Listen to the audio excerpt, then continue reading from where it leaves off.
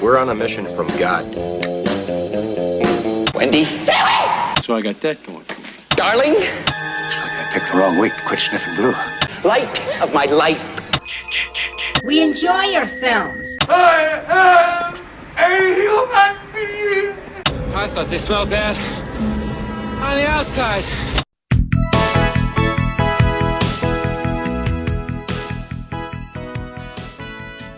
Welcome to Vintage Video, where we're rewatching the 80s so you don't have to. We'll be reviewing every major film release of the 1980s in real time, overanalyzing what you've seen and spoiling what you haven't. I'm Patrick O'Reilly. I'm Jesse Bayless. And I'm Richard Wells. And today marks the 40th anniversary of the release of Any Which Way You Can on December 17th, 1980. It was written by Stanford Sherman, based on characters by Joe Kronsberg, directed by Buddy Van Horn, and released by Warner Brothers. Writer Joe Kronsberg wrote the script for the first installment, Every Which Way But Loose, as a vehicle for Burt Reynolds. It was turned down by nearly every studio and eventually landed in Eastwood's hands to pass along to Reynolds, but Eastwood liked it for himself to help broaden his appeal with the public. He roped Warner Brothers into greenlighting it. Eastwood was advised against starring in the film by his management, but on a $5 million budget, the film went on to gross $104 million. Nice.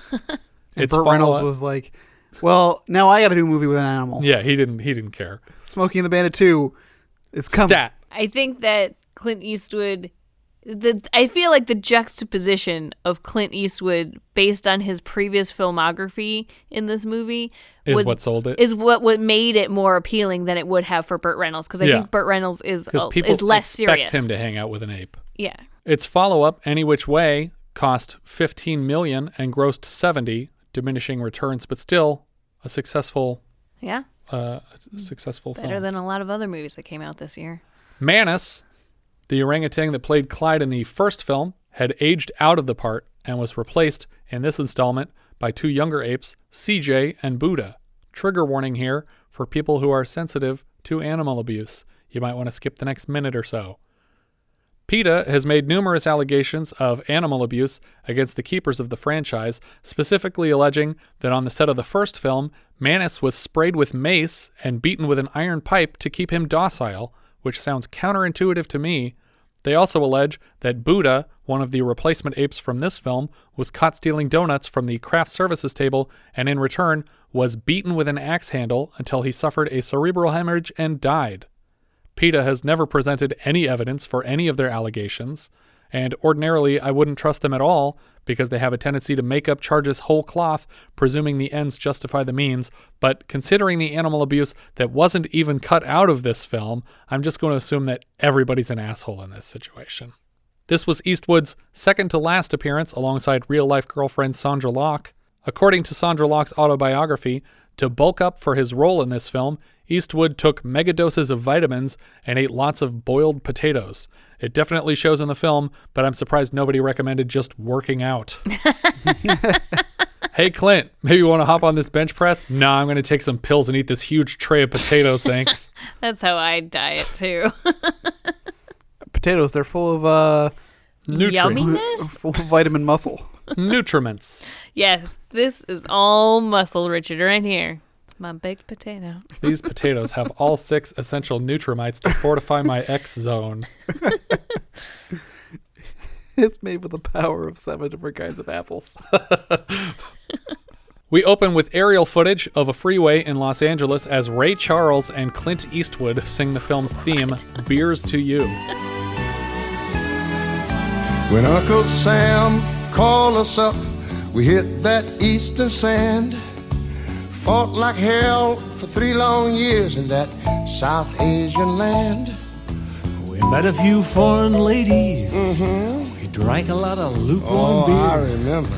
But tonight in this old Tucson bar, you know what? It's so damn good to see you here.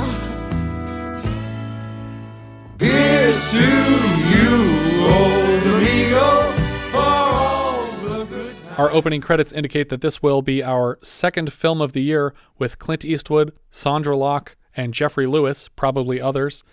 An 18-wheeler tailgates 2 motorcycle cops. He honks at them to get out of his way, and one of the cops threatens to impound his vehicle. How'd you like to have your goddamn rig impounded? Sorry, officer. Go ahead.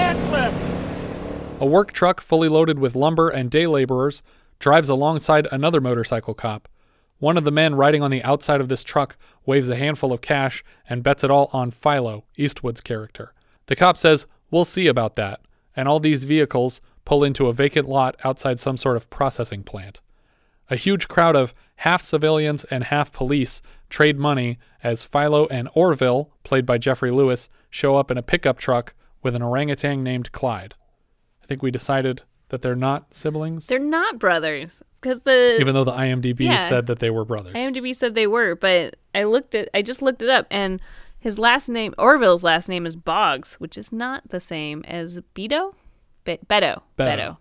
The names are so weird in this movie. Yeah. Philo, Beddoe, and Orville Boggs. Yeah, it's weird. And Clyde. And Lynn Halsey-Taylor. That makes perfect sense. But there's actually another character from the first film, played by Beverly D'Angelo, that doesn't come back for this one. But her character's name is Echo. And I feel like that's such a cool name. And she's an awesome character in the movie. But for some reason, she doesn't come back. There are thousands of dollars riding on this fight. And a man named Joe is Philo's challenger. Apparently, he's beaten up everyone in the Marines. Or everyone in his division or whatever. Yeah. The cops seem to have put their money on Joe, and one says that if he loses this fight, that they'll be transferred to Death Valley because they're betting with their boss's money. In the ring, Philo lands a few solid punches while Orville smiles from the sidelines. Clyde wanders away from their truck onto one of the nearby 18-wheelers and then climbs down the other side to get into one of the parked police cruisers. Philo knocks Joe to the ground with a barrage of punches. A pair of cheering women on the sidelines distract Philo and the cameraman with their boobs, and Philo takes a fist to the face. With Joe sufficiently injured, Philo tries to call the fight over, and some of the cops on the sidelines argue that the fight's not over until he's down. Philo refuses to continue the fight if his challenger is in no condition to fight. Clyde, Philo, and Orville meet up at their truck, and just as they're leaving, one of the cops finds his police cruiser littered with apeshit. Philo realizes what Clyde did and says, "Clyde, you got damn little respect for the law." Clyde blows a raspberry at him, and it gets all over Geoffrey Lewis's face, so he wipes the spit off the side of his head. I am very impressed by the things they managed to get Clyde to do. Yeah. Orville and Philo made $1,200 off this fight, but Philo says this was the last one since he's getting to like the pain, and that's dangerous. Philo asks Clyde to signal a right turn, and he throws his huge ape arm out of the passenger side window. The cops in the stinky apeshit car are following them and complaining about their impending transfer to Death Valley. Clyde throws a banana peel out the window, and it lands on the cop's windshield. The cop in the passenger seat says, "We should pull them over for littering," but his sergeant tells him to shut up. I don't know why they don't do it, though. Just pull them over, piss them off, get some revenge at least. Yeah. Littering and... Littering and smoking the reefer. No, just littering. We cut completely across the country to New York, where a group of men are exiting a limousine to enter an office building with a small metal box. As we enter the room crowded with rich dudes, the man holding the box raises a hand to indicate a $30,000 bet. The bet is accepted, and the man dumps the contents of his metal box into a small plexiglass cage in the middle of the room. It's a ferret, and the top... Is it a ferret or a mongoose? They're actually the same thing. It's just a regional dialect. No, I have no idea. I thought it was a ferret, but a mongoose would make more sense because he's fighting a snake. Right. And that's what Ricky Tikki Tavi does. That's true. The top is lifted off of a rattlesnake in the opposite corner of the box, and I already want to turn this movie off. There's no movie magic here. There's just two animals trying to kill each other. The fight ends quickly when the rattler bites the ferret/mongoose. The man in charge, Beekman, sends his assistant to Tony Paoli Jr. to collect his winnings. Jr. promises the money by 5 p.m. I don't know why he doesn't just give it to him now. This doesn't really pay off at all. Yeah. Well, probably because he didn't expect to lose, so he didn't bring it with him. That's ballsy. Beekman asks one of his assistants if they have found a new fighter for Wilson. Evidently, Beekman has a boxer on contract for $5,000 a month, but everyone's too scared to fight him because he keeps killing people in the ring. Beekman's man has somehow heard of Philo through the grapevine and floats his name as an option. He says that people in the West who have lots of money to bet have heard of Philo and they like him. Why do they have to be from New York? I don't understand the need. Why this all could have been done in L.A. and overlook this I guess whole... people don't think of like organized crime in Los Angeles. It's more of a New York thing. But I really don't see that these guys are an organized crime. This is more an underground fighting. Yeah, maybe. Exotic fighting. Because, it could have been Vegas, too. Yeah. Bring it closer. Because this whole like reoccurring thing of, I've never heard of this guy. Who's this guy? I've never heard of him. Maybe that's why they're so far away. It's because they don't want him to know that Philo's a better fighter. Mm. Beekman gives his man permission to set up the fight between Wilson and Philo. We cut to Anne and Logan Ramsey as Loretta and Luther Quince driving at night on a road trip. They've just arrived in California from Iowa for the first time in their marriage. I hear people here are a little peculiar. Well, Loretta, folks are just folks, world over. Suddenly, Loretta sees Philo, Clyde, and Orville peeing on the side of the road. Luther. Yep. I think we should go back to Iowa. Philo, Orville, and Clyde stop at a roadside bar, and by sheer coincidence, Lynn Halsey-Taylor from the first film is here performing on stage. Mm-hmm. This happens 2 or 3 times in the first movie where they're just reunited with Lynn against all odds, and they never bother explaining it. It's mostly just bad screenwriting. Orville offers to leave, but Philo says, nah, it's fine. Lynn Halsey-Taylor is singing a song called There's One Too Many Women in Your Life, and the lyrics are worse than any of the songs in the first movie.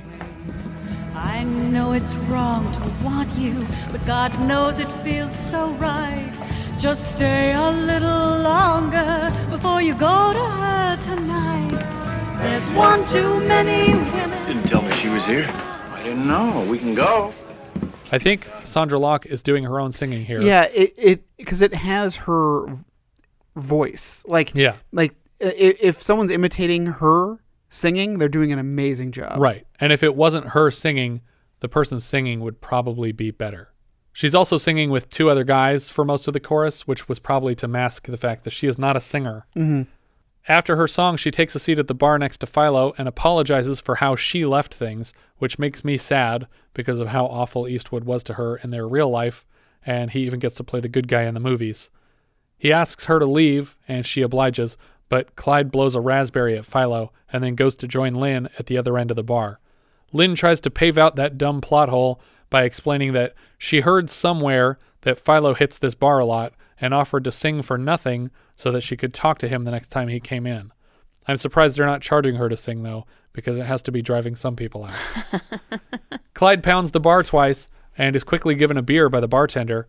Another bar patron asks the bartender to kick this orangutan out of his establishment and stands to throw the ape out himself until Clyde bends a bar rail in half to indicate his strength. The guy sits back down and orders another beer. The bartender's strangely cool with this. Yeah, he knows this. Like, I'd be like, get out. Yeah. Well, I mean, even if I was cool with the ape coming in and drinking and ordering, not bending the shit yeah, out like, of the dude, bar. that's gonna cost like $80 to fix. Yeah, he just put it on Philo's tab. Clyde tears an aluminum can in half and dumps a beer down his throat. It's dangerous. Yeah, it does look dangerous. He's got it all around his lips and everything. Orville comes over to collect Clyde, and he warns Lynn against bothering them. He tells them how messed up Philo was when they split last time, and she says, I was messed up too. I feel like we're right back in Smokey and the Bandit 2 again, but the elephant turned into an ape. Clyde moves back toward the angry customer and pulls a cigarette out of his mouth to give him a big kiss before Orville leads Clyde away. The man turns back to the bartender and says, Kind of grows on you, doesn't he? I like the impression that this guy actually enjoyed the kiss. Yeah. Like he's like, I think I'm falling in love with this ape. There's a lot of superfluous footage of the band on stage. I'm assuming this is just a band that Eastwood liked and promised screen time to. Well, I mean, because like Fats Domino. Yeah, most of them are famous Yeah. musicians, but it's like not relevant to the plot, and we keep cutting back. There's no reason for this unless they're names. Right. And the opening song with Ray Charles, although Ray Charles does not appear in the film. Right. Is just like, I don't know, everyone just wants to work with Clint Eastwood, I guess. It's also funny to hear this song with Clint Eastwood and Ray Charles singing back and forth to each other, and it's like about the two of them spying on women at a bar, but Ray Charles can't see the women. It doesn't make sense. But it feels like there's no way that the two of them have ever hung out or would ever even talk to each other. I think it's just Eastwood wanted someone famous to sing with, because he did the same thing in Bronco Billy earlier this year. We cut to a crappy-looking house full of Nazi bikers. This gang of bikers was in the first film, and they're still mad about Philo constantly embarrassing them there. The leader of the group, Cholla, played by John Quade, is giving them a speech to rile them up and go out fighting. but one of them suddenly remembers that his brownies are burning and rushes to the kitchen. This whole gang, Cholla and the guys, remind me of Yondu and the Ravagers. Yeah. And even in so much as in the first film they're just bad guys, and then in the second film they kind of like turn to liking the hero a little bit, which is funny. But they follow the same pattern. But more Nazi. But more Nazis. Yeah. I don't know what the Ravagers thought about World War II. Maybe Yondu was a Nazi is what I'm saying. Cholla asks the Lord why he was cursed with these men, and I really wanted this joke to end with him saying, "Why do they always burn the brownies?" Why me, Lord? I mean, you made other men out of clay. Mine, you made out of shit. When Ma finds out that Philo has quit fighting, she tries to guilt him back into that life because she can't afford her house or food or medicine without that income. She chases Clyde when he comes out of the house holding all of her Oreos, which is a reference to a joke in the first film where Clyde eats all of her Oreos. Philo is working on his truck when he's visited by a representative of the East Coast Fighting Ring. He says he's looking for Philo Beddoe, and Philo says, "You're talking to him." I'm talking to his feet. Well, the top half of him can hear you. The man explains why he's here. Philo informs the man that he's retired from Fight Club until the man offers him a sum of $15,000. Philo rolls himself out from under the car, and the man says, "Do you know who Jack Wilson is?" And he says, "Yeah, I've heard of him." And he says, "Okay, $25,000. Money will be payable win or lose. Here's $10,000 in advance." Philo tells the man to give the $10,000 to his manager, Clyde, and the guy is freaked out when his manager is an ape. We get a quick moment from Orville in the truck at night, and he's listening to a local CB broadcast. Someone is paging a tow truck that there's a car in need of a new battery, and Orville seems to have a business model of intercepting these calls for tow truck companies. Yeah, but he's not intercepting them to like get the tow and tow it to where it needs. They're finding cars that are abandoned in order to scrap them for parts. Yes. But the tow truck driver calls in and says he'll be there in 20 minutes. And he says, 20 minutes? You're too late by half, Harry. He slaps a sticker or probably a magnet for the tow service responding to the call on both sides of his truck before heading out.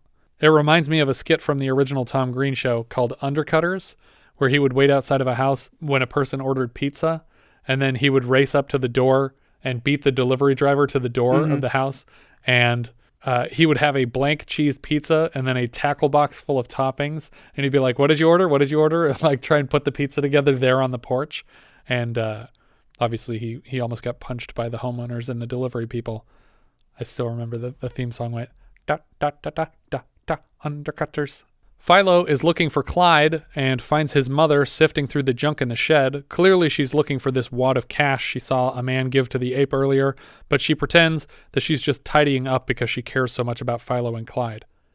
We cut back to that honky-tonk bar where Sondra Locke is on stage again, and it feels like she had something written into her contract that guarantees her a song per scene. This song is about the Wheel of Fortune, and it's probably even worse than the first song. Right now I'm feeling like I've had enough. If I've been all wrong instead of all right, either your love's too loose or mine is too tight. When the Wheel of Fortune spins again, I plan to be a winner. Turns out this time Philo and Lynn were brought together because his pet orangutan walked the whole way to this bar specifically to reunite them, or maybe just by coincidence. When the song mercifully ends, she takes a seat at the table, and Philo and Lynn have a conversation. Again, the characters are forced to guess at the plot because the script doesn't follow any sort of logic. He ain't supposed to be out like this. What did I do? I was just singing a number and he came in and sat down. Probably got lost and recognized this place. This is bad writing. Yeah. Give an explanation or have it be obvious that he led him here on purpose. He asks if she has a car, and amazingly she happens not to have a car, and just walks here every night to sing one song, and it always happens to be minutes before he walks in. I really wanted there to be a joke of, it's like, I had a car, but I had a car trouble, and I called for a tow truck. The tow truck came and took the car away. Yeah, that would have been funny. That's why it's not in here. Philo offers her a ride home and she accepts. He drops her off uneventfully at the local YWCA. On his way home from dropping her off, The Black Widow gang, that's the name of the bikers, they see Philo's truck and they give chase. They catch up to Philo at a light and start harassing him through the passenger side window. Once they start making threats against Clyde, Philo says, "Right turn, Clyde," which is Clyde's cue to stick his arm out the window, and because of their positioning, this causes Clyde to punch out Cholla, who then tips over and knocks all the other bikes over domino style. Philo heads back to the building where Lynn lives. He moves inside and asks the woman at the desk what her apartment number is, and for some reason the woman tells him before insisting he's not allowed upstairs. The warning is repeated by a few women on the second floor. Hey, wait a minute. Excuse me, ma'am. I didn't see a thing. Hardly.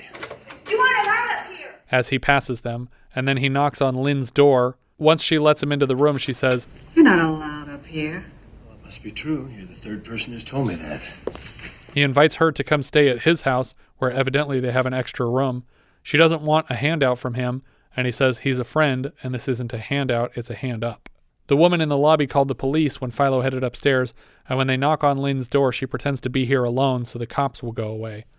The cops then tell the women in the hallway that they just imagined the man walking through the second floor of the building. All of them were standing there. They clearly would have seen him walk into that room. Yeah. And why do they need to make a sneaky exit out? I don't know. So he's not arrested. But, okay, so they successfully hide from the cops and then just immediately go out while the cops are still walking around. Yeah. Some of them think that it's possible that they imagined him because all they do is think about men all day. And one of them, who was brushing her teeth, starts making out with the cops because she can't help herself, to show what a bad writer of female character Stanford Sherman is. Philo and Lynn sneak down the fire escape, and she loads her stuff into the truck to come home with Philo. The cops notice Philo pulling his truck out of the alley with Clyde and Lynn in the truck, and for some reason, one of the cops says, "It's them," and they jump in their car to follow him. It's like, who? It's them? Just a guy outside getting into his truck. You have no idea if this is the same guy you just convinced them that they didn't even see a guy. Mm-hmm. They jump into their car to follow Philo, but they give up immediately because it turns out that Clyde shit in this car too. So the driver sits in a bunch of orangutan stank. At home, Philo lets Lynn take his bed, and he sets up a sleeping bag for himself and Clyde to share in the shed. Lynn sneaks into the shed to speak with Philo in the middle of the night, and they kiss. In the morning, we see that Lynn and Philo stupidly slept on the floor of this shed instead of in the actual bed, like a pair of dum-dums. And more than likely just had sex in front of Clyde. Yes. Yeah. Well, he's not interested in human sex. Clyde! Watch what we're doing. Look at. Sorry, I lost it. Clyde won't watch us. I can't do it if he's not watching. Oh, God. Clyde notices a newspaper article. It changes the whole movie that he's just got this kink that he likes an orangutan watching him. That's why he has him as a pet. It's very specific. He's an apist. Clyde notices a newspaper article about an orangutan named Bonnie at the Bakersfield Zoo and whistles at the picture, or tries to, I guess. He's about as good as Tess was when she first started. Clyde steps out of the shed, and the door slamming wakes up Philo and Lynn. For some reason, neither of them is worried about the ape, who, according to the screenplay, got confused and wandered blocks away to a local bar last night because he doesn't know directions to his house. They let him do whatever, though. Yeah. Like, I mean, this isn't new. He can But go if anytime he's a he pleases. free-roaming ape, then he should know his neighborhood. Why did he go to this random bar just to leave the two characters to get together? them back together? Why does he care about that? He has no vested interest in their relationship. In fact, No it's interest in human costing him sex. time with his man friend. No, he go maybe get he this does lady. like to watch. And he's being coy. Yeah. Okay, I'll buy that. We get a little montage of Clyde's antics outside. He throws a basketball through a hoop. He destroys a hammock. He drinks out of a hose. He falls out of a rocking chair. Orville tells Philo that someone offered money if they can strip a Mercedes that he towed, and Philo puts Clyde in charge of disassembling the vehicle, and he does it in like 2 or 3 minutes, just ripping panels off and frisbeeing them through the air. Isn't the point of stripping that you could use the parts? Yeah. No, you throw them as far as you can. That's the point. You bend them and destroy them. Philo jogs around the neighborhood and suddenly is joined by a strange man. The man doesn't introduce himself, but he and Philo run side by side for like 5 miles, eventually jogging through a construction site where the man almost falls off a cliff and Philo is forced to save him. We just cut to the next scene without ever bothering to hint at who this guy was. I mean, it seems clear. Yeah, I think it seems very clear. But I like that you say that Philo is forced to help him up. Yeah, he's just like, this is a waste of his time. You think he wanted to? You think he was already friends with this guy? No, I think they both know who each other are, and they get that they're trying to trick each other, but it's not working. Yeah. But imagine if he had just let the guy die here. And then the people come back and they're like, hey, can we get that $10,000 back? The guy you were supposed to fight fell off a cliff. Like 2 blocks that way, weirdly. Last time he was seen was jogging with you, actually. Interesting. Orville did a little research and tells Philo that the guy that he's supposed to fight killed 2 men in the ring last year. Philo corrects him that only one actually died. The other one's in a hospital somewhere. Back at the honky-tonk, thank you. So right there where it says thank you in my notes, it's because I had talk to text on, and one of the guys in this bar said, why don't you get somebody who can sing around here? And I appreciated it so much that I said thank you out loud, and my computer saved the note. She's literally walking past the guy, too, when he says this. Like, she just came off stage, and she's a foot away from him when he says, why don't you get somebody who can sing around here? For some reason, Philo's new, not at all suspicious friend who is still hanging out with them is the most offended by this line. And he tells the man, that's not polite. So the man stands and punches him out before Philo comes to this random stranger's defense. The new friend's eyes widen as he watches Philo take on this whole table of assholes. One of them pulls a knife, and new friend breaks his arm before he can bury it in Philo's side. Suddenly, new friend is taking out the whole rest of the table. With all the bad guys down, Philo asks new guy if he learned what he was looking for, and he says, yeah. You're fast and you like pain. You eat it like candy. I'm realizing now that Lynn just snuck off when this fight started and never came back. Yeah. New friend says they're even. He repaid being pulled up the cliff face by stopping this knife wielder. That's probably Jack Wilson, but never says so. He does, however, recommend that they call off the fight since there's no point to it. Before he leaves, a moment hangs in the air between them, but they decide against kissing and part ways. Back at home, Philo carries a plastic engine block across the yard like it's heavy. Suddenly, Lynn and Ma come out in rapid succession and try to talk him out of this fight. Even though Ma was just accusing him of like quitting fighting, and that would be a bad idea. But Philo earlier, when Orville was saying, this guy kills people, he said, don't tell Ma about this. Don't tell Lynn about this, please. And it turns out he's told both of them because he thought that they would have more influence over his decision. Even Clyde doesn't want him to fight, and that's when Philo decides that he's not going to do it. He only cares what the ape thinks. He doesn't care what his girlfriend or mother think. Well, he can always get a new girlfriend. Yeah. You know how hard it is to get an ape that wants to watch? It's not very hard. Apparently, judging from this film. That's what he says when the ape's not watching. Yeah. It's not very hard. Go get the ape. He tells Orville to call the gangster back to collect his $10,000. Ma follows Clyde to see where the ape hid the money and is furious to find it under her own mattress. Under my own mattress? Humiliating. Outsmarted by a banana head. Apparently, instead of just talking him back into the fight, Beekman's goon got on a plane and flew 5 hours to this house to collect this money just to say, I refuse to collect this money. You're still going to fight. He should have just said, no. We paid you. You have to fight. He tells Philo that when he shows up for the fight, he'll get this money back and $15,000 more, and if he doesn't show up to the fight, then what they do will be much worse than what Jack Wilson does to him. Before the man can even get in his Cadillac, Philo tells Clyde to scrap it, and the man desperately tries to get it started as Philo's tearing panels off. Also the driver's side door. This sequence goes on just long enough to be 4 times longer than it needed to be. We cut back to Philo cringing at the sound effects of the car being demolished like 6 times. I'm betting you somewhere at the Warner Brothers lot they have like 40 takes of Clint Eastwood going, yeah, listening to this car get destroyed. Somehow the man is able to hotwire the car and drives it away all fucked up like that. I'm reminded again of Smokey and the Bandit 2 when they're driving this car folded completely into a 30-degree angle down the road covered in seaweed. Philo invites Orville to head up to Bakersfield for some fun, which seems like a contradiction in terms. What are they going to do, start a fight at the Crystal Palace? Turns out he's fulfilled his plot device of not wanting Philo to fight. His new character motivation is that he's jealous of all the time that Philo spends with Lynn, which, from what we've seen in the movie, is not very much time outside of the bar. Since Orville turned him down, he takes Clyde to Bakersfield with him.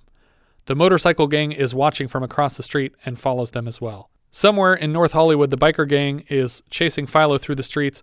He makes a last-second turn before a truck dumping asphalt, and he throws up enough dust that the bikers don't see it coming until it's too late.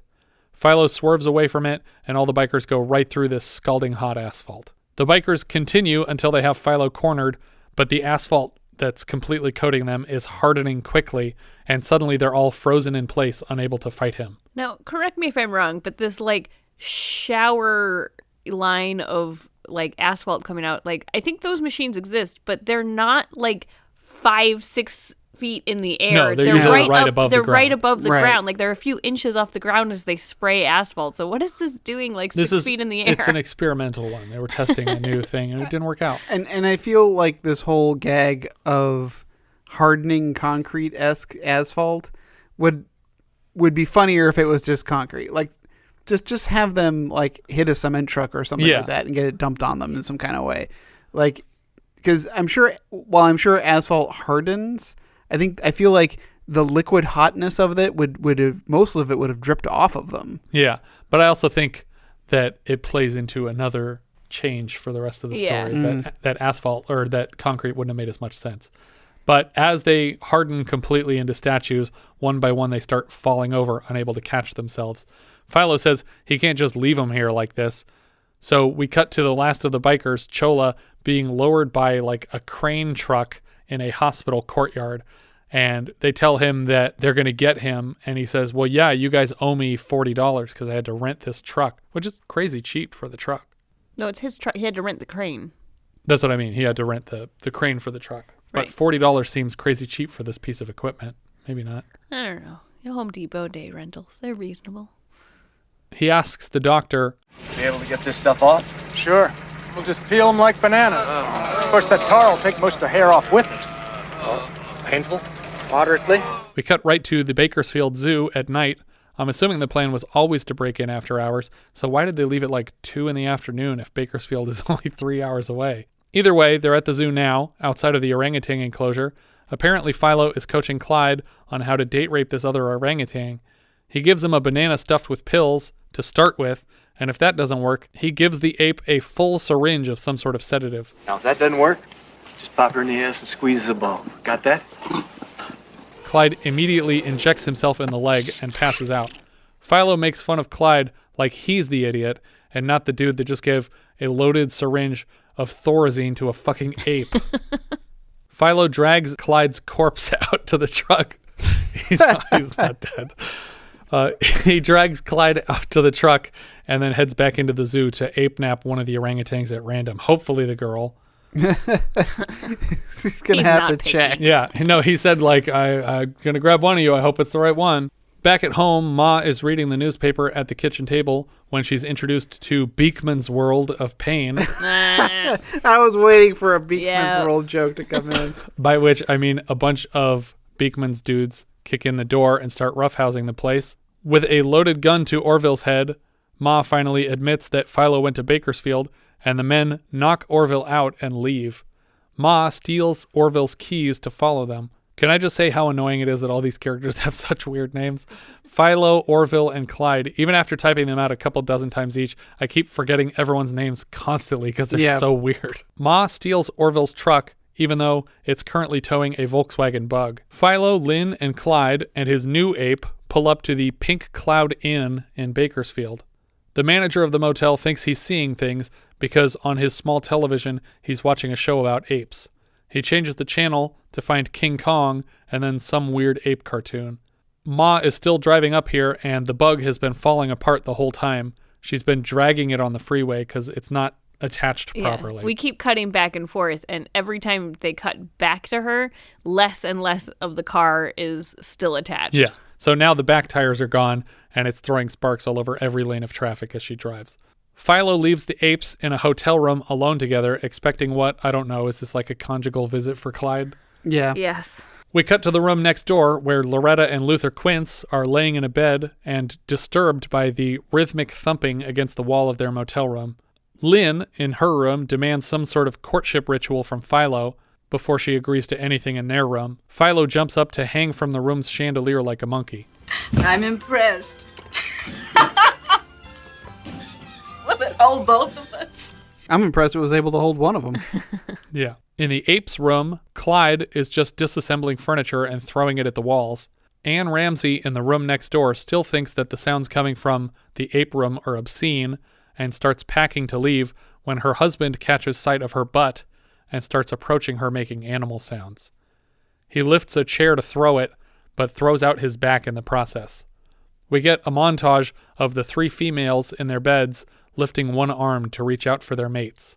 Clyde does a clumsy somersault over his new girlfriend, and I really wanted to cut to Logan Ramsey doing the same thing over Anne in bed, but that doesn't happen. The 3 couples begin making out, and we cut to the dwindling remains of the Volkswagen being dragged down the main street in Bakersfield. There are still no police pursuing her, which seems impossible after this 3-hour drive. Orville comes to at home and remembers that everyone's headed to Bakersfield. He hops in one of the cars he's towed and gets on the road. By the time Ma gets parked at the Cloud Inn, all that's left dangling from the tow truck is the bumper and front wheels of the Volkswagen. She catches the motel owner peeking through a window of the ape room and reprimands him, only to find him hypnotized by the same bizarre spell that has affected everyone staying in these rooms. She kicks him in the balls and then punches him in the face, which is, strangely enough, exactly the fighting advice she gave to her grandson earlier this year in My Bodyguard, though in reverse order. You go right for the eye, see? Hit 'em hard as you can. Blind 'em. Takes the fight right out of 'em. Mother, I don't think that blinding fists is the answer to this problem. Well, then, kick 'em in the cojones. That's the thing. She immediately regrets beating up this old man and helps him to stand, inviting him to peek into this hotel room for as long as he needs to get excited and then come meet her in the motel office. Told you, it's all about having the ape around. I assumed that this was a lie so that she could steal a room key or something, but it turns out that when he finds her, she's just in there talking to God about how she hopes that she can still have sex with this guy that owns the motel. It's very weird that she drove all this way to save her son, and then at the last second she's like, wait, I could have sex with this guy. At this Priorities. point, the plot of the movie of he needs to fight a guy hasn't even become an issue for the last 15 minutes. Suddenly, the motel owner is fantasizing a scene from the movie 10 as Bo Derek runs along the beach, and he replaces the Dudley Moore character. But when we cut back to Bo Derek, Ruth Gordon's face has been comped over Bo Derek's face. What the fuck is going on in this movie? Apparently, Ma has just given up on rescuing her son, and now they're going to have sex. Orville asks a pair of police officers where the Pink Cloud Motel is, and they give him directions. Then he says, well, how would you and your girlfriend like to race me there? This is the most concise way that Orville can think of to bring cops to a location where he thinks his friend might be getting murdered. Now, Philo's truck, Orville's tow truck, the Mafia's black limousine, and Orville's stolen car, along with several police cruisers, are all pulling into the same parking lot. Orville crashes into Logan and Anne Ramsey's car and is quickly arrested by the officers chasing him. Philo steps out of his door to see what all the fuss is and notices the limousine pulling around the corner. Orville shouts, 4th Street Station, to Philo, indicating where he needs to be bailed out in the morning. Luther Quince steps out of the room and notices their car has been rear-ended in the parking lot and tells his wife as much. We can always get a new car, honey. Come back to bed. The next morning, Philo is loading a gun on the way to the Bakersfield Zoo to return the ape they stole. He instructs his idiot ape pet Clyde to bring his girlfriend back to her enclosure and then come out. He notices the limousine parking near them and grabs the gun. He gets the drop on a pair of Beekman's goons and forces them to toss their handguns to the ground, but when he marches them back to his truck, he finds a third goon has a gun to Lynn's head. They leave Philo on the ground and put a couple holes in the truck to disable it. At least I think that was their plan. In reality, they had left him unconscious near a truck that was about to catch fire and potentially explode, costing them whatever money they intended to win in this fight. Clyde finds him there and drags him away from the flaming truck before it explodes, but when it does, we realize Philo probably would have been fine.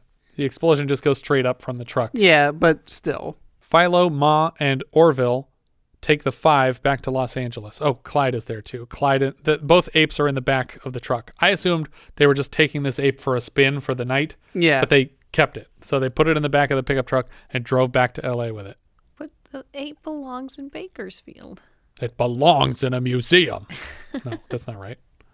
A zoo is like a museum. Since they connected with her, Ma has been smiling strangely but hasn't said a word. Orville worries out loud that she may be getting senile.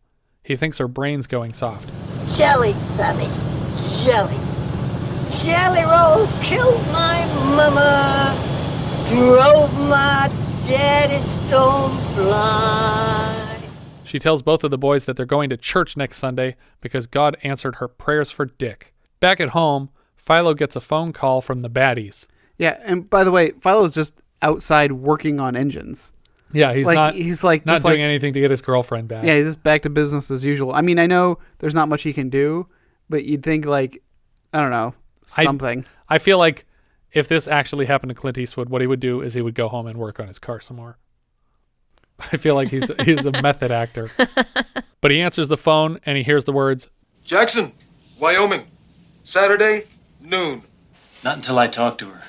You are in no position to set conditions, friend. You heard me. I really wanted the dude to just hang up here because he's right. Philo has no leverage and would definitely show up to Jackson. Mm-hmm. The men agree to return Lynn to Philo before the fight at noon, which completely defeats the whole purpose of having a hostage if you can't make him fight. It would be like if right before the fight in the big brawl, they just gave his uncle back. Mm-hmm. And we're like, here you go. Now go fight, pretty please. Go through with the fight you didn't want to do. We cut to the motorcycle gang, now completely bald, sifting through a pile of wigs they bought. It's a complete grab bag. Some of them are lady wigs. Some of them are clown wigs. Some of them are dreadlocks. Philo, Clyde, and Orville drive the pickup truck the whole way to Wyoming. Somehow the bikers got wind of this, and they're following him in their ridiculous wigs. They're speeding and immediately get pulled over by the cops, who can't keep a straight face when they see the wigs. They're even let go without the tickets because they look so ridiculous. But Cholla is demanding that he give them tickets because they broke the law, because he doesn't like that they're laughing at him. I'm really enjoying that Chola's shirt has a circle cut out of the front so you can still see his Black Widow tattoo through the window in the front of his shirt. He just cut a circle because he was like, well, people don't know that I sat through a tattoo session. I've got to show it off. As the cops pull away, Cholla launches into an angry monologue that gets all echoey and surreal. Lord, you have given me these crosses to bear, and I will carry them all the way from Jerusalem to Jackson, whichever's closer. But hear me, Lord. Though I walk through the valley of the shadow of death, I will chew on Philo Beddoe's ass for my last supper. We cut to a hotel in Jackson where Barry Corbin, as Zack, is hosting what looks to be some kind of swinger party or orgy. He gets a phone call from Beekman laying out the schedule for an event on Saturday.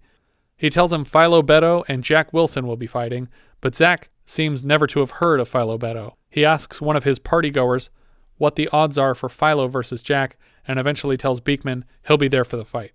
One of the swingers in this room is sitting on an enormous rocking horse, and it's the closest thing we'll get to a mechanical bull for our third and final Barry Corbin film of the year. I don't really understand the odds they're throwing back and forth, but Beekman's assistant wants him to do one thing, and then Beekman is certain Wilson will win and instead wants to do something else. To bet all of their money on Wilson, even though the odds seem to be favoring Beddoe in this fight. I think the odds still favor Wilson, but not by much. I can't tell. They throw so many numbers back and forth. They do. We see Jack Wilson arrive at his fancy hotel, and then Philo checks into his shitty one. It looks like animals aren't allowed at Philo's hotel, so they're pretending that Clyde is his great aunt or some shit. They put the ape in a dress. It's dumb. We see a couple of luggage throwers on a tarmac talking about the upcoming fight when they notice a private jet flying upside down over the airport. Inside the jet, we see Barry Corbin is letting his female companion pilot the plane, which is why it's upside down. All the passengers are also upside down and laughing hysterically about it while they practice drinking champagne out of an upside down bottle. But she also says something like, we've been flying like this for 15 minutes. Yeah. It's like some of you would be unconscious by now if that were true. Philo sees a limousine pull into a parking lot, but it's a completely different color than any of the limousines we've seen so far. Nevertheless, he reels up a punch for the passenger when he notices that it's 2 old ladies who came here to bet on the fight. They're worried that he looks too healthy and that they won't be able to win anyone's money because it's obvious that Philo will win. Try to look a little more peaked. Philo continues jogging down the street when he notices another car seemingly pursuing him.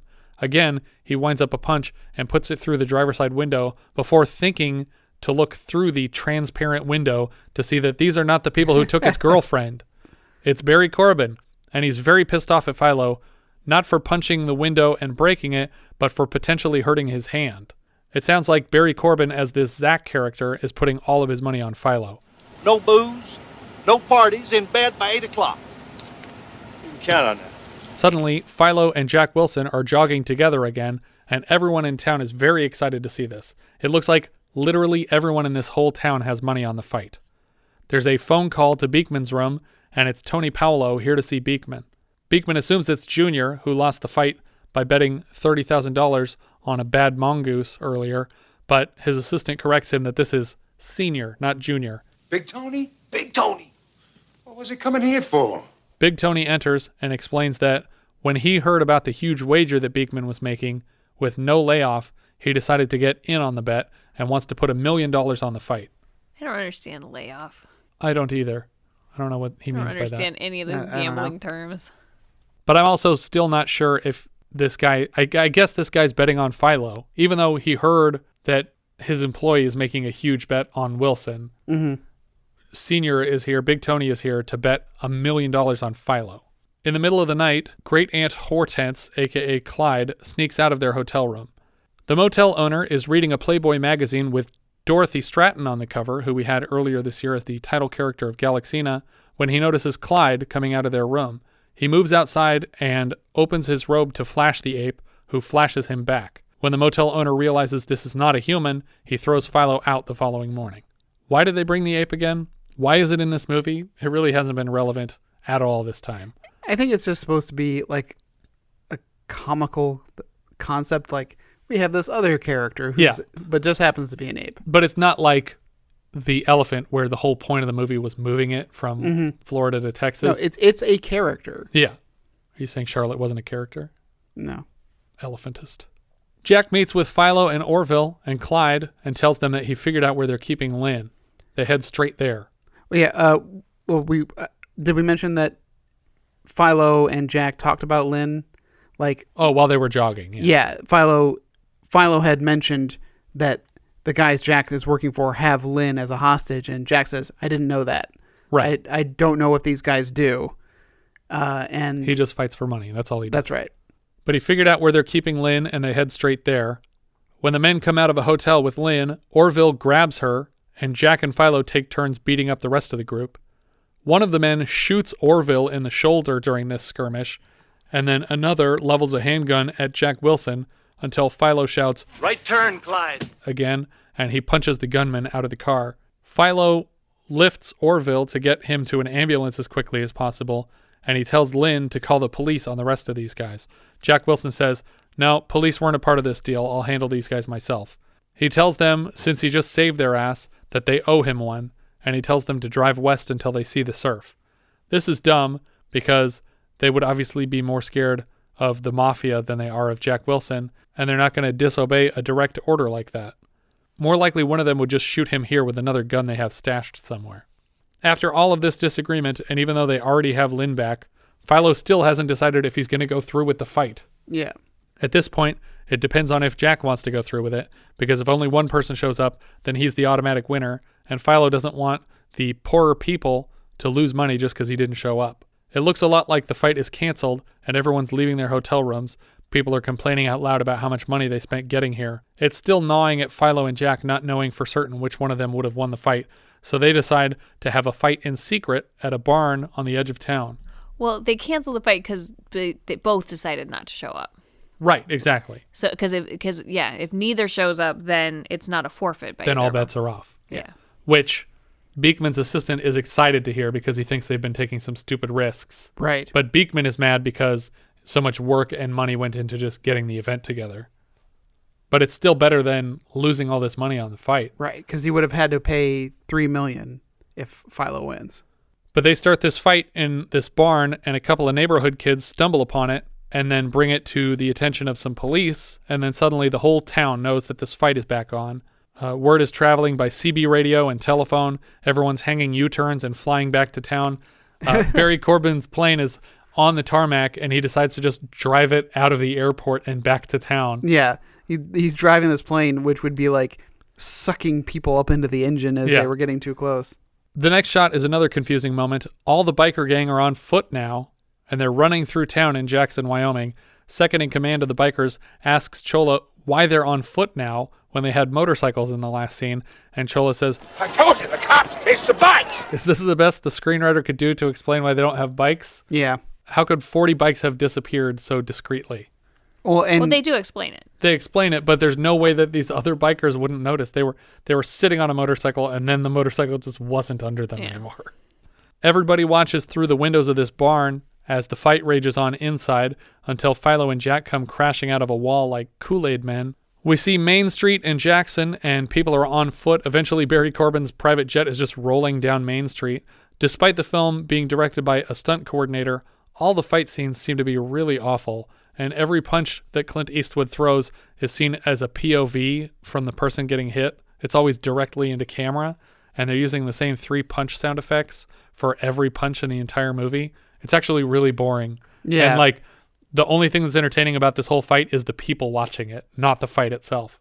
Beekman seems to think that Philo is winning and instructs his men to shoot Philo in the middle of this fight, as though any of the bets would pay off if that happened. Yeah, that seems like, it's like, oh, it must have been a stray bullet. Yeah, this isn't the Visitor universe. You don't win because the basketball exploded at the end of the game. Cholla sees that they plan to kill Philo, and he tells his men that they have to prevent it.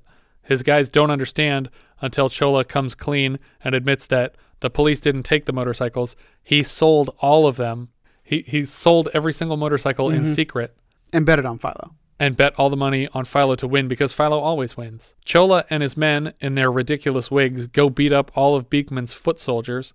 One of them is dropped over a balcony through the windshield of a parked car. And is dead. Yeah. He's not moving. Dead. He's bleeding. He's dead. Philo and Jack take a short break, and it looks like they call the fight for Philo. A beer is handed to them from the crowd, and they share it. When Jack points out that there's no way that he'll let this fight end without a clear winner, Philo suddenly sucker punches him, and the fight is back on. Philo throws Jack through a window into a restaurant, another thing that happened in the movie The Visitor. The fight tumbles into the restaurant kitchen, where Philo's arm is quickly broken. Jack tries to end the fight here, but Philo won't let it end, and the fight crashes out the back door of the restaurant and continues into the street again. Philo punches Jack 100 times with his good fist, and Jack doesn't block a single punch because he's an idiot. Finally, Philo lays Jack out in the park, and when Jack comes to, he admits the fight is over. He was unconscious for a second. That means this is the end of the fight. Beekman realizes that he's lost this bet, and he now owes millions of dollars to people. He and the assistant decide to skip town. Now, in this next shot, I think this is what's happening. A man brings a briefcase full of money to Big Tony, who had bet on Philo. And he says, Beekman is paying out 30 cents for every dollar he owes because he doesn't have enough to cover all the bets. Right.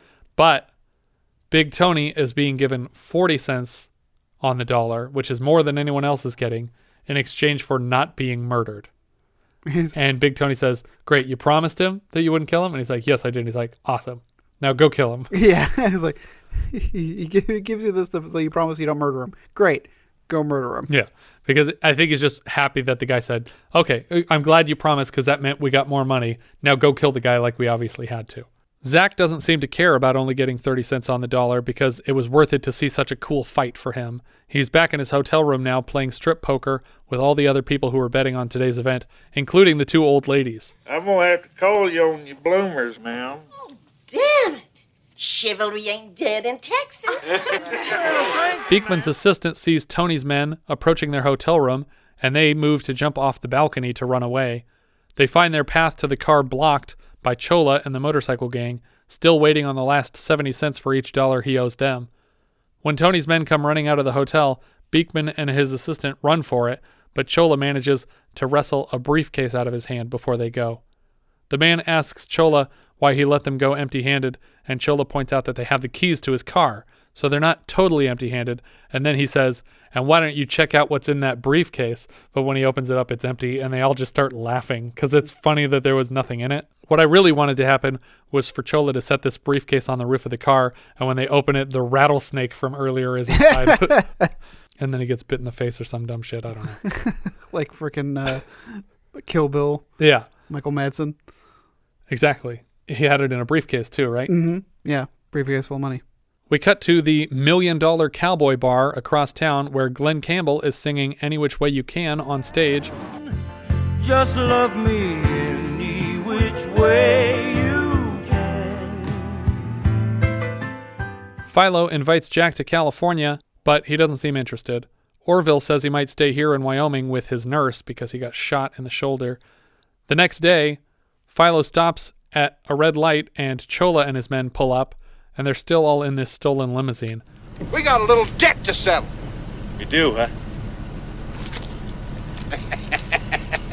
40 bucks. Then he pays them the money for having to rent the crane earlier. And now he's got some new Nazi friends. Yeah. Might say neo-Nazi friends. Aw. That's what I was wondering, why they didn't just embrace the shaved head look. It goes with their motif. I think they look much cooler the way they are. As much as I love how ridiculous Cholla specifically looks with his dumb wig on, I think I'm even more in love with his second in command, who is wearing like an afro wig, but he was very upset that the pile of wigs didn't come with mustaches, so he's drawn this little John Waters pencil mustache, and it looks completely fucking ridiculous, but it's wonderful, and he's making all these huge, goofy, smiley faces all the time. I just love him. As the limo drives away, we see 3 or 4 more bikers in the trunk holding a Philo Beddoe for President sign. Philo, Lynn, and Clyde are pulled over in the middle of the desert by a lone motorcycle cop. Oh, remember those guys who got sent to Death Valley? Yeah, why did we need this extra scene? He tells them that he's ticketing them for reckless driving and speeding and transporting an animal without certification of ownership or inoculation. He says that he's going to impound the vehicle and kennel the animal. And for no good reason, he's saying all of this into the passenger side window, which gives Lynn the opportunity for a last Right turn, Clyde. Clyde punches the officer into the dirt, and Eastwood looks directly into camera for the film's final line. Onward. And then they drive away. That's the end of our film. It was directed by Buddy Van Horn. This was his directorial debut after a long career as a stunt coordinator and second unit director. He would go on to direct 2 more Eastwood films, Pink Cadillac and Dirty Harry sequel, The Deadpool. Just those 2. Those are his only 3 films, this and those 2. Deadpool certainly isn't the greatest. No, I never saw that one. He also plays Marshal Jim Duncan in High Plains Drifter and a stage driver in Pale Rider. His stunt coordinator credits include classics like Around the World in 80 Days, Spartacus, It's a Mad, Mad, Mad, Mad World, Dirty Harry, Deer Hunter, Every Which Way But Loose, Heaven's Gate this year, Sondra Locke's Rat Boy in 86, Outbreak, The Net, and then almost exclusively Eastwood stuff from there. Writer Stanford Sherman wrote some episodes of The Man from U.N.C.L.E. and the Adam West Batman series. He also wrote The Man Who Wasn't There, Ice Pirates, and Krull. Yeah. Characters by Jeremy Joe Kronsberg. Apparently, he has a soundtrack credit for the song Feels So Good to Win, which we heard earlier this year in Coast to Coast. Jeremy Joe Kronsberg wrote the first film, hence the character credit here, and later wrote and directed Going Ape, which stars Tony Danza, Jessica Walter, Danny DeVito, and, according to IMDb, Manus, the orangutan from Every Which Way But Loose, who was too old to play Clyde here. In fact, according to IMDb, Manus is also in Cannonball Run 2 in 84, as well as this film is Clyde, uncredited, which I know is not the case, so this could all be made up by some speciest who can't tell one orangutan from another. Clint Eastwood played Philo Beddoe.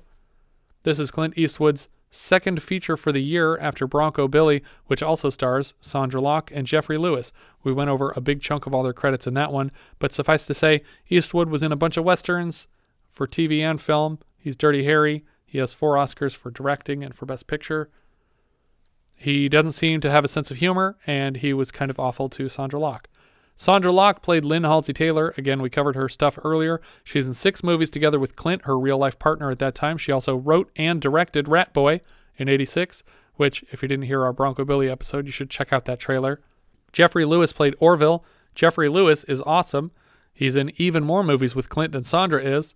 He's always funny. He was the father of Juliette Lewis, and our friend Ewald Johnson directed his final feature film appearance as Len Harding in High and Outside.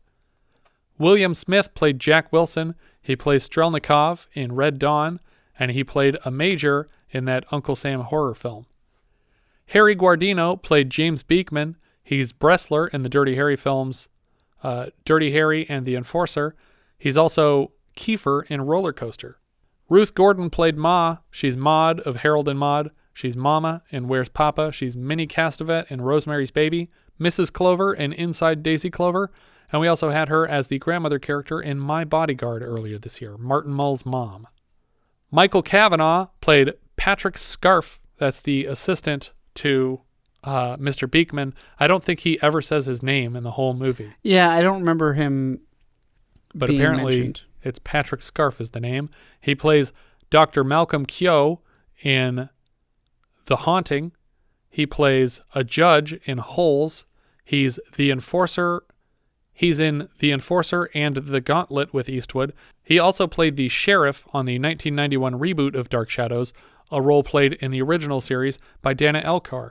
And they appeared together in MacGyver episode Countdown, featuring Cavanaugh as Michael Donahue, a.k.a. the Viking, Mad Boat Bomber.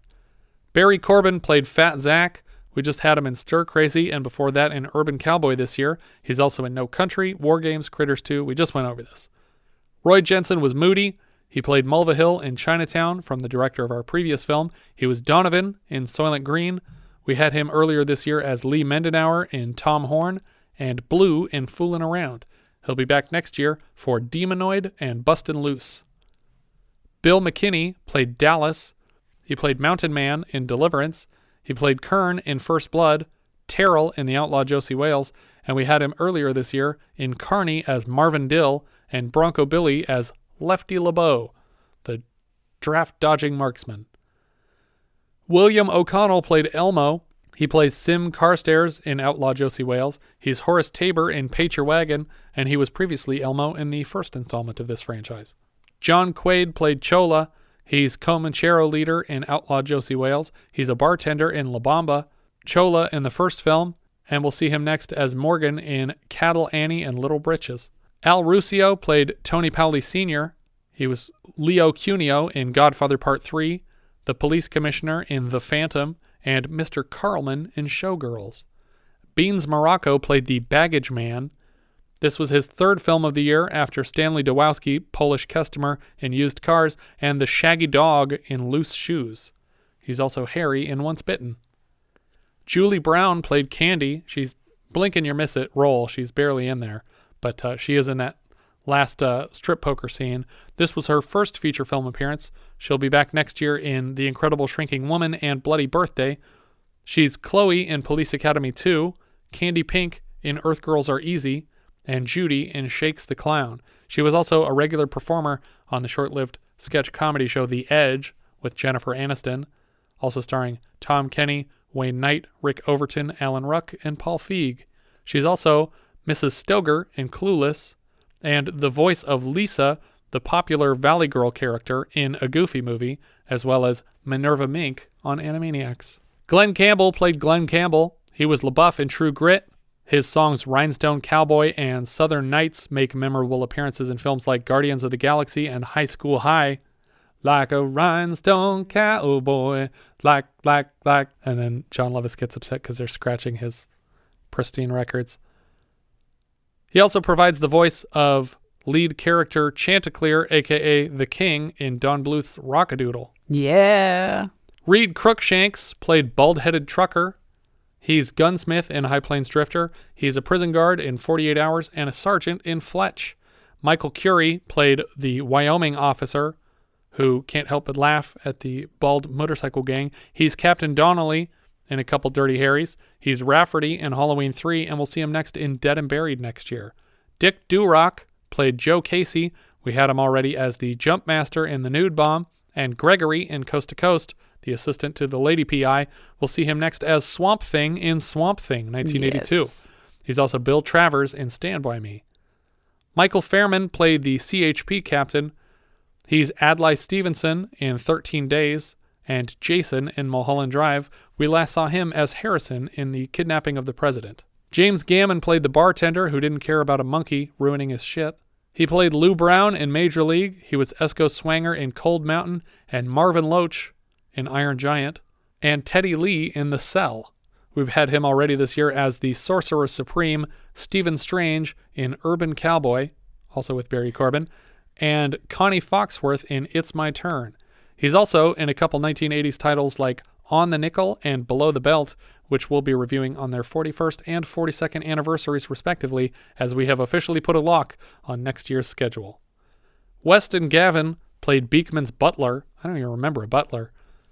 He'll be back as a U.S. Army captain in The Formula later this year, and he was also a mugger in Superman and an engineer in Rogue One. Lance Gordon played Biceps. He's Mars in The Hills Have Eyes, a state trooper in Live and Let Die, a likely co-worker of J.W. Peppers, and a referee next year in Disney's Amy. Lynn Hollowell played Honey Bun. She was Angela in Body Heat and Misty in Going Berserk. Peter Hobbs was the motel clerk. He plays Dr. Brandon in The Man with Two Brains, General Sparks in The Andromeda Strain, and Dr. Dean in Sleeper. He was also Frank in Loving Couples, and we'll get him back shortly as a doctor in 9 to 5. Art LaFleur played the other baggage man. He was the Babe. What Babe? The Babe with the power? No, he was the Babe in Sandlot. He was also a pharmacist / Mr. Penny in The Blob. He's Captain Sears in Cobra. He's Chick Gandil in Field of Dreams and the Tooth Fairy in the Santa Claus movies. And we had him earlier this year as Thomas in Hollywood Nights.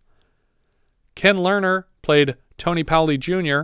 He was Delaney in RoboCop 2. He's an agent in Running Man, and he's currently Lou Schwartz on The Goldbergs. He was also Principal Flutie on Buffy the Vampire Slayer. He's also the brother of Michael Lerner. Is he? Yeah. I didn't even think to look that up. And because when I pulled it's funny because they look so much Michael alike. Lerner or Lerner? The woman or the man? The man. The man. Learned is the woman. Yeah, Michael Learned. Yeah, Okay, this thank is you. Michael From, Lerner. Which movie was Touched that? by Love. Touched by Love, yeah. The Waltons. Because I brought up his picture and I was like, is that not Michael Lerner? It's not. It's a different person, but they are very funny. similar. John McKinney played Officer. He was Peter Watson in Meteor. Robin Menken played Tall Woman. Which woman would be the tall woman? The one who was taller than the rest. Oh, yeah. I don't know that one. She's a cocktail waitress in High Anxiety. She's a party guest in Last Married Couple earlier this year. And she also co-wrote Teen Witch. Top that with Fade to Black writer-director Vernon Zimmerman. George Murdoch played Sergeant Cooley. He was Bob Bugler in Orange County, and he's God in Star Trek V, The Final Frontier. Jack Murdoch played Little Melvin. He's Cress in Blue Thunder. Melvin? Yeah, Little Melvin. Everybody Yeah. has a name in this movie. Yeah. Especially Patrick Scarfe. Definitely would have heard if he said Patrick at all. Jack Murdoch was Cress in Blue Thunder, Lou in Psycho 3, and John Mooney in Rain Man. We'll see him again soon as Hector Orteco in Altered States later this month. I recognized him immediately just by his voice from a character that he plays on Star Trek: The Next Generation. Oh, okay. He's in one episode of it's a 2-parter called Time's Arrow, but he plays this guy who's like claims he's like a homeless man begging for money, but he's got such a unique voice that it was really easy to. As soon as I heard this character speaking, I was like, oh, I know that guy from Star Trek. Interesting. Ann Nelson played Harriet. She was Gramu Sultanfuss in My Girl. I think that's the grandmother from My Girl. She's also the woman who hangs herself to get away from Stryker's boring stories in Airplane earlier this year, but still makes it back for Airplane 2 somehow. And she'll also be a party guest later this month in The Mirror Cracked. Sunshine Parker played Old Codger. He was Emmett in Roadhouse, a hobo in Pee-wee's Big Adventure, and Edgar Deems in Tremors. He was a gas station attendant in Heartbeat earlier this year, and a railroad station derelict in Oh God Book 2. That's totally how I'm going to spend my retirement. Just grow my beard way out and play hobos and shit. It's going to be great. Anne Ramsey was Loretta Quince. She is the actual wife of her husband in this film. She appears alongside him in Scrooged as well for the homeless shelter scene. I like to think of this as a prequel to that film. Yeah. She's also the titular Mama in Throw Mama from the Train, for which she was awarded an Oscar nomination, as well as Mama Fratelli in The Goonies. She also appeared earlier this year in The Black Marble, which we'll be reviewing next year. Logan Ramsey played Luther Quince. He's the actual husband of his wife from this film. He's John Witter in both of the original Walking Talls. He's Anne's husband in The Scrooge Shelter, and we just saw him as the police officer on the movie lot in the Monkees movie Head, but that wasn't for this show. That was just for fun. But he's the cop in the bathroom trying to arrest Michael. Oh, okay. Bill Sorrells played the Bakersfield police officer. We just saw him as Nick Carey, one of the husbands in Witch's Brew. He's also Klein in The Howling next year, and Surfer Cop in Fletch, as well as Tomarkin in the 78 Heaven Can Wait. Michael Talbot played Officer Morgan. That's the cop from the very beginning and very end of the film. He played Balford in First Blood. He was the race car driver Mickey, who killed half of Jack Warden in used cars. He's also the cowboy in National Lampoon. And we also had him as Gary Busey's buddy Clay in Foolin' Around. The guy who was spying on girls from their house. Yeah. I totally recognize him now that you say that. I was like, he looked familiar. Mark L. Taylor played the desk clerk at the Fancy Hotel. So far this year, he was a cult member in Serial and Spence in Raise the Titanic. He's also Jerry Manley in Arachnophobia, Dr. Niles in Inner Space, Don Forrester in Honey, I Shrunk the Kids, and he's currently providing the voice of Farmer McGinty in Disney's animated Rocketeer reboot. So I wanted to bring up our editor. Oh, okay. Seems like he's a Clint Eastwood regular. We got his name is Ferris Webster. Got Escape from Alcatraz, Bronco Billy from earlier this year, Thunderbolt and Lightfoot, Every Which Way But Loose, The Magnificent Seven. He also did Forbidden Planet. But there was another editor listed, Ron Spang. And notably, his first editing credit is The Jerk, which I thought was a nice credit. And then it was a little bit downhill from there because his second credit... The Jerk 2. No. Not that far down. Up the Academy. Oof. From earlier this year. They had an editor? It had two, actually. They just strung out he their was dailies. the co-editor on that one. Remember when everything was breaking because of the bad singing? That was funny. No. Say it again. Say it again. Yeah, that was all the credits I had. I think this movie is on par with the first one, but I don't think the first one's great. I think it would have been neat if the ape had more to do in the story.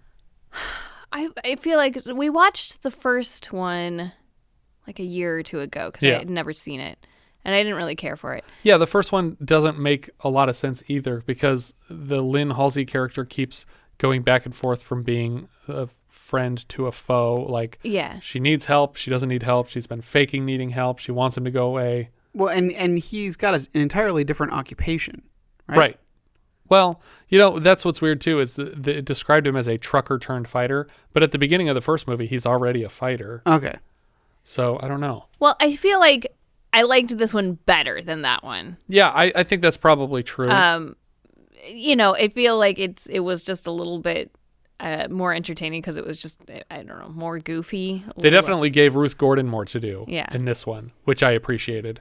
But I think they gave Geoffrey Lewis less to do, which is a mistake. Like, the whole point of putting Geoffrey Lewis and Clint Eastwood in a movie together is that they play off each other really well. And in both movies this year, they've barely had any scenes together, which seems like a mistake to me. Yeah.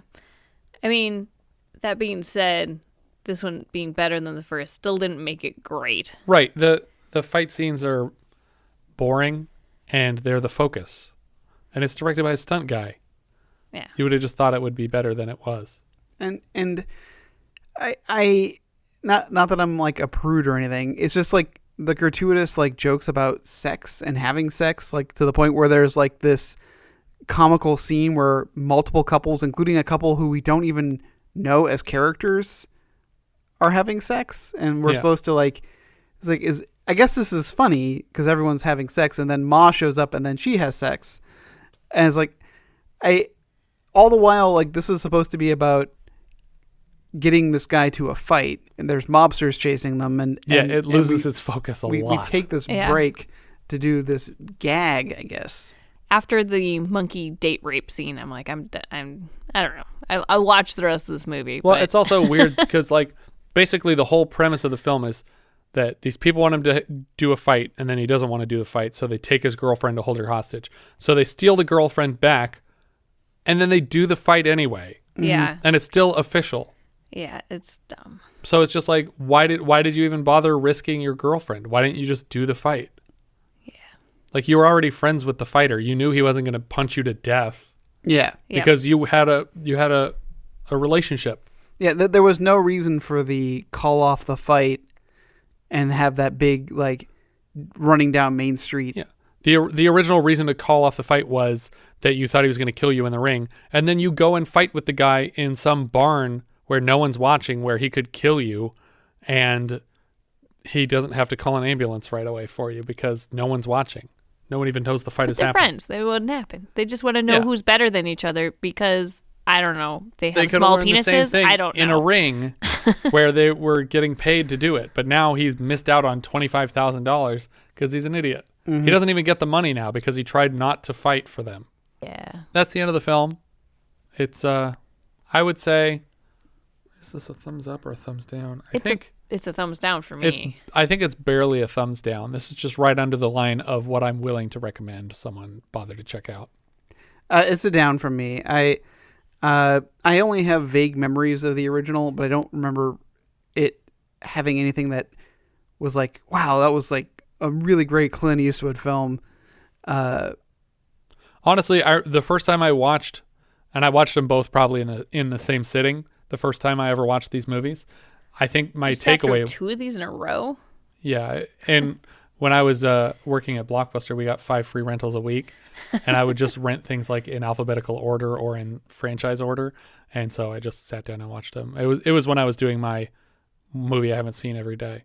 But my biggest takeaway was how much I love Geoffrey Lewis and how funny he is and his great comic timing, and he just has these great faces. And it's funny because Clint Eastwood's supposed to be the fighter in this movie, and he already looks like somebody's grandpa in this. Mm-hmm. You know, he's got this weird shape to his body, but Geoffrey Lewis could beat the shit out of anybody in this movie. Like, he looks like he could take on this Jack Wilson character. He's just got these massive guns, but he's just too nice to fight people, I guess. Yeah. But either way, not great. Letterboxd, do we have some ideas, Jess? Yeah, it's near another film we mentioned today. I have it just above Smokey and the Bandit 2. They're basically the same movie. Yeah, I have it. That puts it at 95, and it is below My Bodyguard. All right, Richard. I also have it just above Smokey and the Bandit 2 because I felt that they belong together. I would put that above this, but you would put Smokey above. Yeah, Smokey 2 above this. Ah. Just because, like, there were cool stunts in that movie. And I actually think Burt Reynolds is way more charismatic than Clint Eastwood. But now I'm worried that on my list I have Smokey way below. Was there some reason I hated Smokey and the Bandit 2? It was pretty bad. Yeah. Well, so I have it at 81, which is above Smokey and just below Fooling Around. I have it way above Smokey on my list, even though right now I'm thinking if you gave me these two, I would rather watch Smokey 2. That's why we need to rearrange these lists. But I put it just above Bronco Billy because I feel like every Clint Eastwood movie for a while is going to be the exact same thing over again. And I would just barely rather watch this than that. Well, that's funny. Yeah, I originally put it by Bronco Billy, but I have Bronco Billy way higher, and then I started slowly moving it down. You know what? Like, no. It's no. Oh wait, no. It's worse than no. It's I'm worse actually. than that. I'm going to move it down one. So Okay. it's in 89th place. It's just under Bronco Billy, and it's above Herbie Goes Bananas. Yeah. I think that's everything for this one. If you guys have any thoughts you'd like to share with us, we are Vintage Video Pod on Twitter, Facebook, Instagram, and Letterboxd, where, as I've said before, you can find each of our full movie rankings for the year. We can also be found at vintagevideopodcast.com. Please consider rating us on iTunes to help people find the show, and if you take the time to leave us a review, we will thank you personally in an upcoming episode. If you're feeling especially generous, you can also support the show through patreon.com/vintagevideopodcast.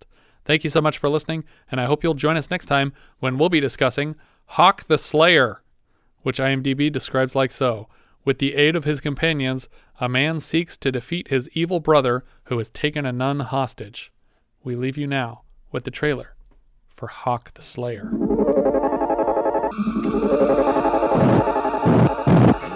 Enough! Two blood brothers, out for each other. You have found the power which is rightly mine. The firstborn brother, they called him Voltan. Enter, Dark One. The devil's agent, the servant of evil. Kill him! The second-born brother, they called him Hawk. He had one secret weapon, the ancient power of the Sword of Mind, and he was out for revenge.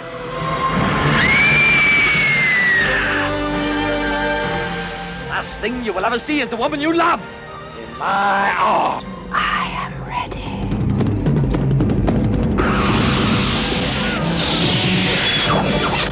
Two brothers, two armies, two forces of good and evil.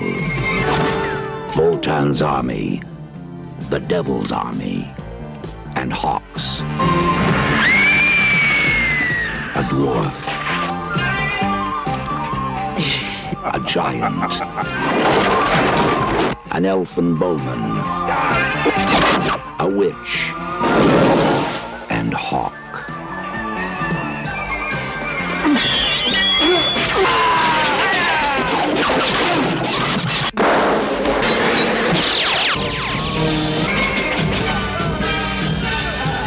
Together, they took on the mighty Voltan. Together, they took on the devil's agent. Two blood brothers, with only blood between them.